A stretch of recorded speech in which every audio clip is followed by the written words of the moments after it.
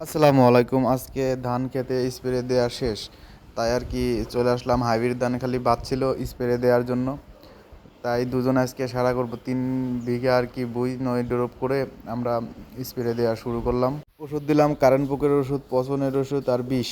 Current পোকে প্রচুর পরিমাণ কারেন্ট পোক লাগতেছে খেতে, দু একটা করে দেখা যায়। যদি এখনই ওষুধ না দিই ফুলে বেড়ানোর সময়, তো এখন যদি ওষুধ না দেয় তাই বেশি লেগে গেলে পরে দিয়ে লাভ নাই, গাছ গোড়া কালা হয়ে যাবে, ধানের ফলন কমে যাবে। সব কিছু দিয়ে প্রথমে কারেন্ট পোকের ওষুধ দিলাম কোটান, তারপরে দিলাম হলো ইন্ডোল বিষ, আর দিলাম ডায়াবেন পচনের ওষুধ। তাই এগুলা দিয়ে মিক্সচার করে আমরা এবার এটা হলো আমরা স্প্রে করা শুরু করে দিলাম। ধান অনেক মাশাআল্লাহ অনেক ভালো হয়েছে ধান।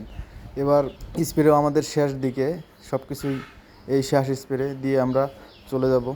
তাই এইখানে জমি ছিল আমাদের হলো মোট 3 বিঘা, ওষুধ দেওয়া আমাদের শেষ। আমরা দ্রুত চলে যাব খামারে গরুর খাবার দেওয়ার জন্য। 10টা থেকে গরু খাবার দিই। সবাই ভালো থাকবেন। আসসালামু আলাইকুম।